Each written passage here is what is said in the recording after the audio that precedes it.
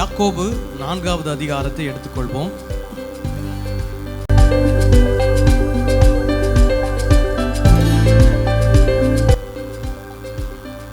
யாக்கோபு 4வது அதிகாரம் 7வது வசனத்தை நாம் வாசிக்கலாம்.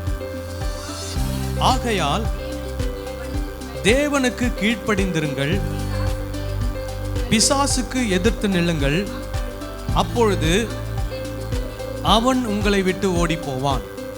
சரி, இந்த வசனத்தை நாம் அடிக்கடி கேட்டிருப்போம்.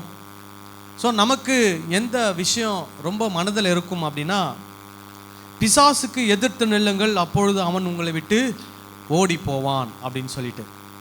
ஸோ அப்போது இதை ஜனங்கள் எப்படி புரிந்து கொள்கிறார்கள் என்பதை நாம் சொல்லிவிட்டு இதனுடைய சரியான அர்த்தம் என்ன என்பதை நாம் தெரிந்து கொள்ள போகிறோம். ஏனென்றால் கடந்த சில வாரங்களாக என்ன பார்த்துக்கிட்டு வரோன்னா, இந்த கிறிஸ்தவ வட்டாரங்களிலே தவறாக புரிந்து கொள்ளப்பட்ட வேத வசனம், அந்த வேத வசனத்துக்கு எப்படிப்பட்டதான தவறான அர்த்தத்தை கொடுக்கிறார்கள், வேத வசனத்தின் அடிப்படையில் அல்லது அந்த வேத வசனம் எழுதப்பட்ட அந்த சூழ்நிலையில் அந்த வேத வசனத்தினுடைய உண்மையான அர்த்தம் என்ன என்பதை நாம் பார்த்து கொண்டு வருகிறோம்.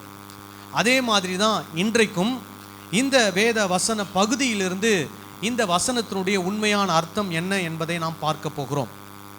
அதுக்கு முன்னாடி இந்த வசனத்தினுடைய முழுமை என்ன சொல்லியிருக்கிறது அப்படின்னா, ஆகையால் என்று ஆரம்பித்திருக்கிறது.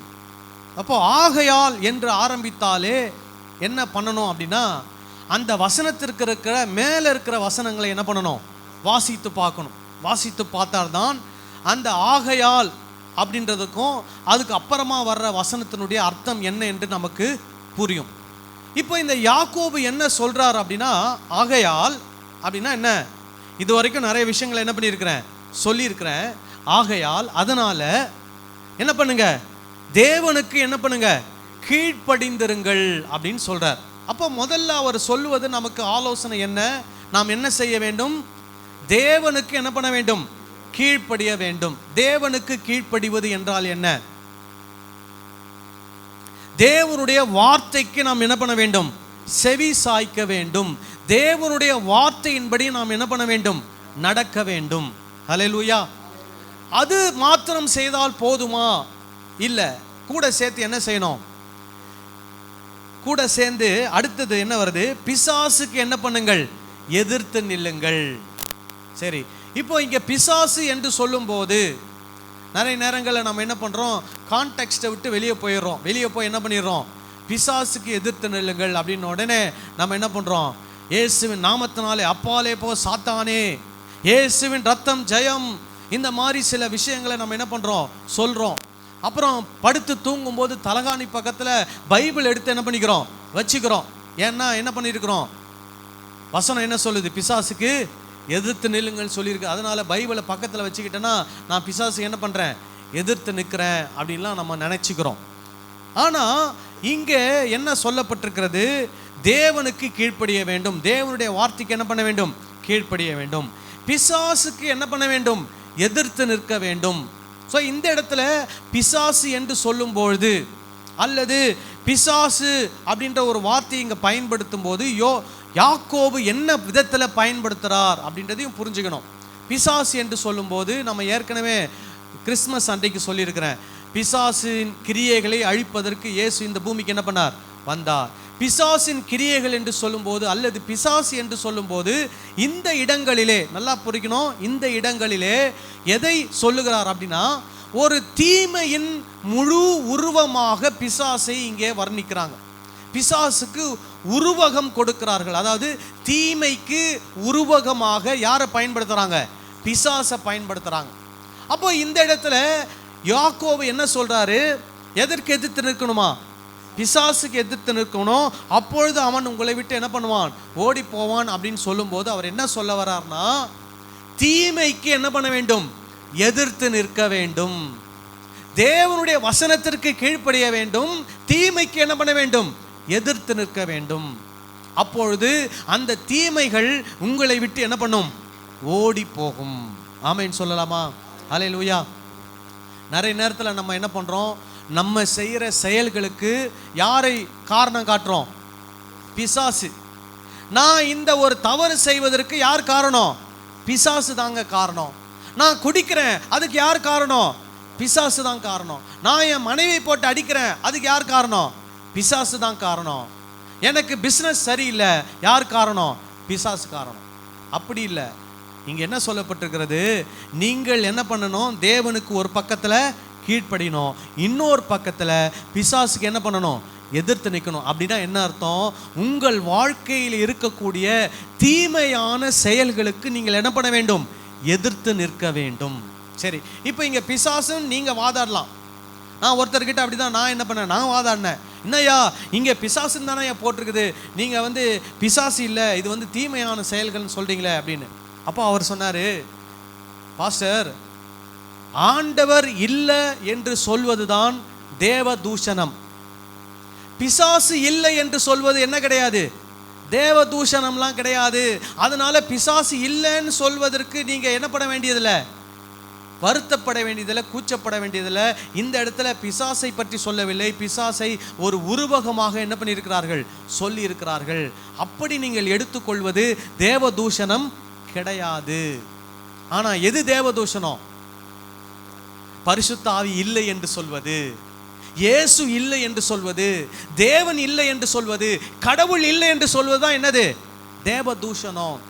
அதனால இந்த இடத்துல பிசாசை பற்றி சொல்லவில்லை, பிசாசை உருவப்படுத்தி சொல்லியிருக்காள் என்று நீங்கள் சொன்னால் அதனால என்ன இல்லை, தேவ தூஷணம்லாம் ஒன்றும் கிடையாது அப்படின்னு அவர் சொன்னார். சரி, இப்போ இங்கே பிசாசுன்னு சொல்லி இருக்குது அப்படின்னா அப்போ மேலே இருக்கிறதுல என்ன சொல்லியிருக்குது? பிசாசை பற்றி ஏதாவது சொல்லியிருக்குதா அப்படின்னு பார்த்தீங்கன்னா எதுவுமே கிடையாது.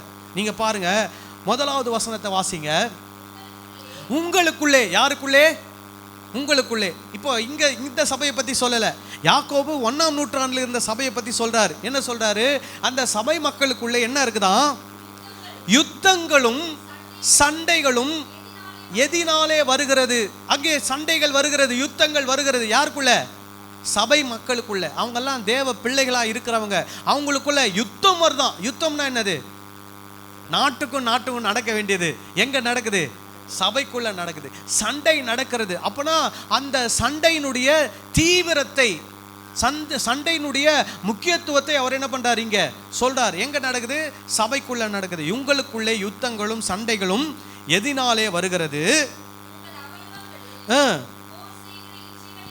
உங்களுடைய அவயவங்களில் போர் செய்கிற இச்சைகள். அப்போ அவங்களுடைய சரீரத்தில் அல்லது அவங்களுடைய மனசில் இருக்கக்கூடிய ஆசைகள்னால அவங்களுக்கு என்ன வருதான்?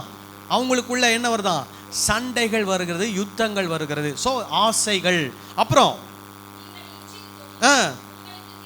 அவங்க விரும்புகிறாங்க சில விஷயங்கள், அவங்களுக்கு வேணும்னு கிடைக்கணும்னு விரும்புகிறாங்க, ஆனால் அவங்களுக்கு என்ன பண்ண மாட்டேங்குது?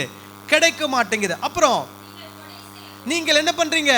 கொலை செய்கிறீங்க. இப்போ நல்லா கவனிங்க, இதில் பார்க்கறதுல எல்லாம் என்னென்னலாம் தீமையானது நீங்களே யோசிச்சுட்டு வாங்க. கடைசியில் நம்ம அந்த லிஸ்ட்டை கண்டுபிடிப்போம். சரியா? இப்போது ஆசைப்படுறாங்க, ஆனால் ஆசைப்படுறது அவங்களுக்கு என்ன பண்ணல? கிடைக்கல. அப்புறம் என்ன நடக்குது? அவங்க கொலை செய்கிறாங்களாம். பொறாமை உள்ளவர்களாக இருந்து அடையக்கூடாமற் போகிறீர்கள். சண்டையும் யுத்தமும் பண்ணியும் சித்திக்கிறதில்லை. அவங்க ஆண்டவரை நோக்கி என்ன பண்றாங்களாம்? கேட்குறாங்களாம். எப்படி கேட்குறாங்களாம்? சண்டை போட்டுக்கிட்டே கேட்குறாங்களாம், யுத்தம் பண்ணிக்கிட்டே கேட்குறாங்களாம். அப்புறம் அவங்க என்ன பண்ணுறாங்க? கொலை செய்து கொண்டே கேட்கிறார்கள். பொறாமை உள்ளவர்களாக ஆண்டவரை நோக்கி கேட்கிறார்கள். அதனால் அவங்க கேட்குறது அவங்களுக்கு என்ன பண்ணுறதில்ல? கிடைக்கிறதில்ல, சித்திக்கிறதில்ல. அப்புறம் நீங்கள் விண்ணப்பம் பண்ணியும் பாருங்க, விண்ணப்பம் பண்றாங்க, ஆனா அதே நேரத்தில் அவங்களுடைய ஆசைகளை நிறைவேற்றும்படி விண்ணப்பம் பண்ணுகிறபடியால் பெற்றுக்கொள்ளாமல் இருக்கிறீர்கள். அப்போ அவங்க விண்ணப்பம் பண்றதுடைய நோக்கமே என்ன? அவங்களுடைய ஆசைகளை என்ன பண்ணணும்? நிறைவேற்றணும். அந்த தவறான எண்ணங்களோடு அவங்க விண்ணப்பம் பண்றாங்க. அதனால அவங்களுடைய விண்ணப்பங்கள் என்ன பண்ணப்படுகிறது இல்லை? கேட்கப்படுகிறது இல்லை. அப்புறம்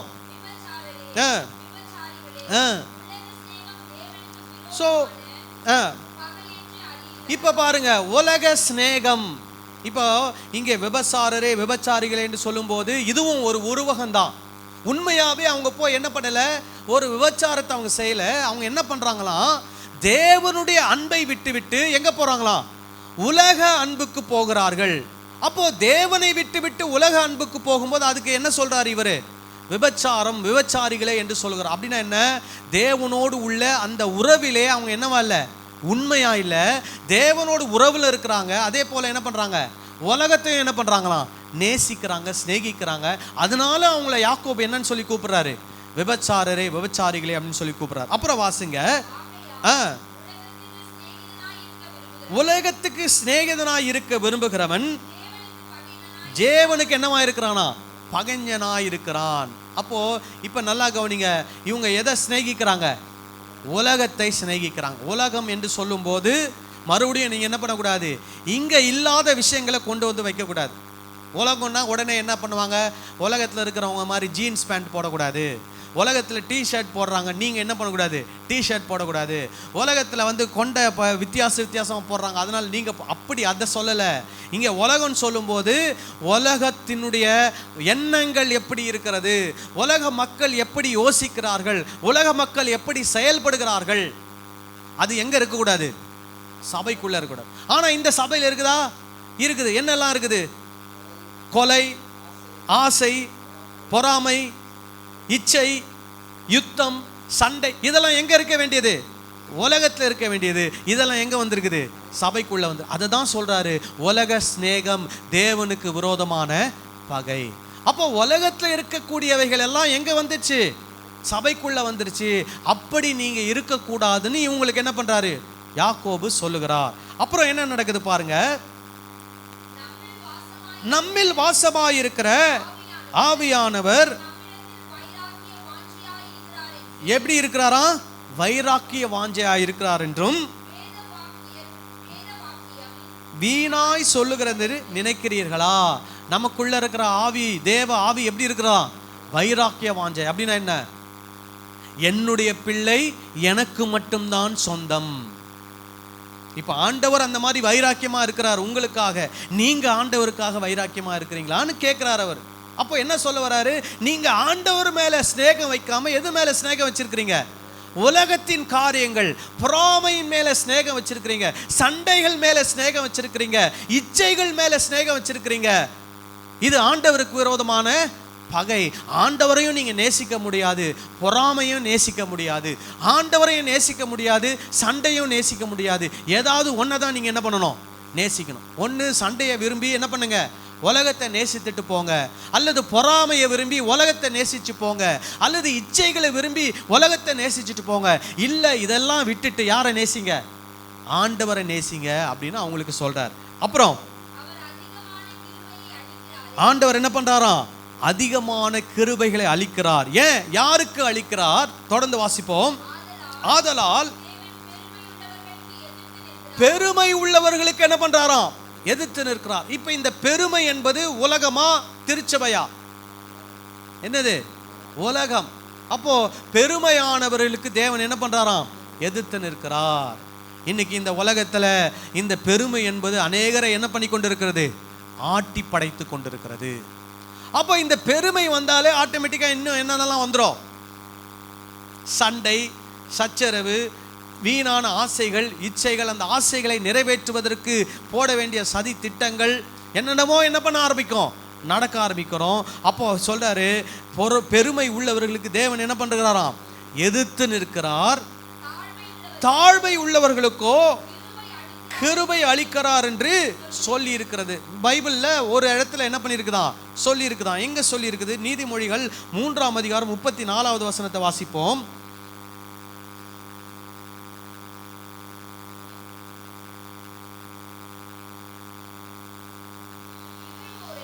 இகழ்வோரை அவர் இகழுகிறார், தாழ்மை உள்ளவர்களுக்கோ கிருபை அளிக்கிறார். அப்போ இங்கே இகழ்வோரை இகழுகிறார் அப்படின்னா என்ன அர்த்தம்னா, அதனுடைய ஆங்கில மொழிபெயர்ப்பு எப்படி சொல்லுதுன்னா, பெருமை மனப்பான்மை கொண்டு மற்றவர்களை இகழுகிறவர்களை தேவன் என்ன பண்ணுவாராம், இகழுவார். இகழுறதுனா என்னது, தாழ்த்தி பேசுவது, உயர்த்தி பேசுவதல்ல, தாழ்த்தி பேசுவது. ஆண்டவர் யாரை தாழ்த்தி பேசுறாராம், பெருமையின் எண்ணம் கொண்டு மற்றவர்களை தாழ்த்துகிறவர்களை தேவன் என்ன பண்ணுவாராம்? தாழ்த்துவார். ஆனா தாழ்மையின் சிந்தை எண்ணம் உடையவர்களை ஆண்டவர் என்ன பண்ணுவாராம்? உயர்த்துவார். அவர்களுக்கு என்ன பண்ணுகிறாராம்? கிருபை அளிக்கிறார். அல்லேலூயா. அதுவும் அதிகமான கிருபை என்ன பண்ணுகிறாராம்? அளிக்கிறார். அப்போ என்ன சொல்றாரு இந்த இடத்துல? என்னென்னலாம் சொல்லியிருக்கிறாரு? தீமையான காரியங்கள், மறுபடியும் சொல்லுவோம், யுத்தங்கள், சண்டைகள், ஆசைகள், இச்சைகள், கொலைகள், பொறாமைகள், அப்புறம் கடைசியா பெருமை. இதெல்லாம் என்னது? தீமையான காரியங்கள். இப்பதான் என்ன சொல்றாரு? ஆகையால் இந்த காரியங்கள்லாம் சபைக்குள்ள இருக்குது. உலக சிநேகம் இருக்கிறது, யுத்தங்கள் இருக்கிறது, சண்டைகள் இருக்கிறது, ஆசைகள், இச்சைகள் இருக்கிறது, பெருமைகள் இருக்கிறது. இவைகள்லாம் இந்த சபையில் என்ன பண்ணக்கூடாது? இருக்கக்கூடாது. ஆகையால் என்ன பண்ணுங்கள்? தேவனுக்கு என்ன பண்ணுங்கள்? கீழ்ப்படிந்திருங்கள். தேவனுடைய வசனத்துக்கு என்ன பண்ணுங்கள்? கீழ்ப்படிந்திருங்கள். தாழ்மை உள்ளவர்களாய் இருங்கள். உங்களுடைய விருப்பங்களை நிறைவேற்றுவதற்கு ஆசைப்படாதிருங்கள். பெருமை உள்ள எண்ணமுடையவர்களாய் இல்லாதிருங்கள். அதனால தான் தேவனுக்கு என்ன பண்ணுங்கள்? கீழ்ப்படிந்திருங்கள். பிசாசுக்கு என்ன பண்ணுங்கள்? எதிர்த்து நிற்குங்கள். அப்படின்னா என்ன? எதற்கெல்லாம் எதிர்த்து நிற்கணும்? சண்டைக்கு எதிர்த்து நிற்கணும், யுத்தங்களுக்கு எதிர்த்து நிற்கணும், இச்சைகளுக்கு எதிர்த்து நிற்கணும், கொலைக்கு எதிர்த்து நிற்கணும், பொறாமைக்கு எதிர்த்து நிற்கணும், பெருமைக்கு எதிர்த்து நிற்கணும். இதுதான் என்னது? பிசாசுக்கு எதிர்த்து நில்லுங்கள். அப்பொழுது அவன் உங்களை விட்டு என்ன பண்ணுவான்? ஓடி. அப்போ இவைகளுக்கு நீங்கள் என்ன பண்ண வேண்டும்? எதிர்த்து நிற்க வேண்டும். அப்பொழுது அந்த குணங்கள் எல்லாம் உங்களை விட்டு என்ன பண்ணும்? ஓடி போகும். ஒரு ஆமென் சொல்லலாமா? அல்லேலூயா. ஸோ இந்த வருஷ கடைசியில் நம்ம கற்றுக்கக்கூடிய ஒரு விஷயம் என்னன்னா, நம்மளால் எந்த வீட்லையும் என்ன வரக்கூடாது? சண்டை வரக்கூடாது. நம்ம யார் மேலேயும் என்ன பண்ணக்கூடாது? பொறாமப்படக்கூடாது. நம்மளுக்குள்ள என்ன வரக்கூடாது? பெருமை வரக்கூடாது. நம்ம ஆண்டவர்கிட்ட எதை கேட்டாலும் நம்முடைய ஆசைகளை நிறைவேற்றுவதற்காக என்ன பண்ணக்கூடாது? ஆண்டவர்கிட்ட கேட்கக்கூடாது. ஆண்டவர்கிட்ட நம்ம ஒன்று கேட்குறோன்னா அதனால நமக்கு ஆசீர்வாதம் இருக்கணும், அதனால மற்றவங்களுக்கு என்ன வரணும்? ஆசீர்வாதம் வரணும். என் ஆசைகளை நிறைவேற்றுவதற்காக நாம் ஆண்டவர்கிட்ட என்ன பண்ணக்கூடாது? விண்ணப்பம் பண்ணக்கூடாது. அதனால யாக்கோபு சொல்றாரு, நீங்கள் என்ன பண்ணுங்கள்? தேவனுக்கு கீழ்ப்படித்தினுங்கள், பிசாசுக்கு எதிர்த்து நில்லுங்கள், அப்பொழுது அவன் உங்களை விட்டு என்ன பண்ணுவான்? ஓடி போவான். அப்போ பிசாசுனா என்னது? இந்த உலகத்தினால் வரக்கூடிய தீமையான காரியங்கள். அந்த தீமையான காரியங்களுக்கு நாம் எப்பொழுதும் என்ன பண்ணணும்? எதிர்த்து நிற்கிறவர்களா இருக்க வேண்டும். ஒரு ஆமென் சொல்லலாமா? யாருக்கு கீழ்ப்படியணும்? தேவனுக்கு மட்டும்தான் கீழ்ப்படியணும். தேவ வார்த்தைக்கு மட்டும்தான் கீழ்ப்படியணும். இந்த பிசாசினுடைய எண்ணங்களுக்கு, பிசாசினுடைய தீமையான செயல்களுக்கு, அந்த தீமையான காரியங்களுக்கு நாம் என்ன பண்ணக்கூடாது? கீழ்ப்படியக்கூடாது. அவைகளுக்கு என்ன பண்ண வேண்டும்? எதிர்த்து நிற்க வேண்டும். ஆமென் சொல்லலாமா? அல்லேலூயா. அப்பொழுது அந்த தீமையான காரியங்கள்லாம் உங்களை விட்டு என்ன பண்ணும்? ஓடிப்போம். ஸோ இந்த வருஷத்துல ஓடாததெல்லாம் அடுத்த வருஷத்துல என்ன பண்ணணும்? அடிச்சு தரத்து ஓட்டணும். ஆமென் சொல்லலாமா? அல்லேலூயா. நாம் கண்களை மூடி நாம் ஜெபம் செய்வோம். எல்லாரும் எழுந்து நிற்போம்.